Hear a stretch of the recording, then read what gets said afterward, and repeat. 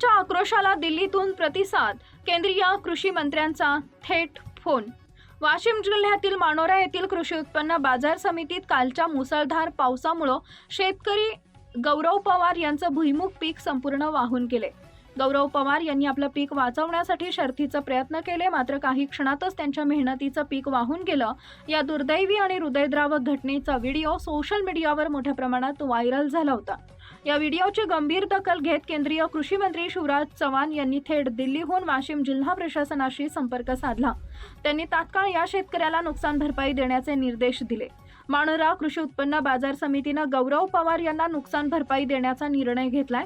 आज गौरव पवार यांना बाजार समितीकडून मदत दिली जाणार आहे। या घटनेनंतर शेतकऱ्यांच्या समस्यांकडे प्रशासन आणि सरकारचं लक्ष वळल्याचं दिसत असून सोशल मीडियावरून आवाज उठवल्यास तो दिल्लीपर्यंत पोहोचू शकतो, हे या प्रकरणावरून स्पष्ट झालंय। स्टार्ट।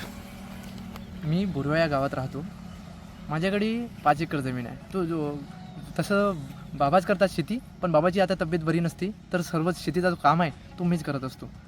तर 15 मेला मी माझा भुईमूग विकायला मार्केटमध्ये आणला होता व मार्केटमध्ये व्यापाराचा माल होता तो, तर माझा माल काही अंदर पडला व काही माल बाहेर पडला होता। पाण्याचं वातावरण अचानक तयार झाला। पाणीचा प्रभाव एवढा भारी होता की जो पुरा माल जो होता माझा 7 ते 8 क्विंटलपर्यंत तो वाहून गेला आणि काही माल राहिला होता तो पुरा पाण्यामध्ये भिजला।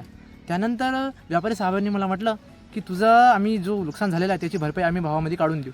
पण ज्यावेळी हराशी झाली त्यावेळेस 4000च्या वर माझ्या भुईमुगाला भाव भेटला नाही, तर मला तो नाईलाजानं ना विकता तो घरी घेऊन जायचा काम पडला। त्यानंतर मी जरा टेन्शनमध्ये होतो, कारण की माझ्यावर जरा कर्ज आहे। तो कर्ज मी कसा फेडावा आणि जो राहिलेला भुईमुग आहे तो मी कसा विकावा हा मला खूप मोठा प्रश्न पडला होता। परंतु काल रात्री मला शिवराज चव्हाण सरांचा फोन आला, जो आपले कृषी मंत्री आहे त्यांचा मला फोन आला। त्यांनी मला माझ्या तब्येतबद्दल विचारली, त्यांनी मला माझ्या परिवाराबद्दल विचारली।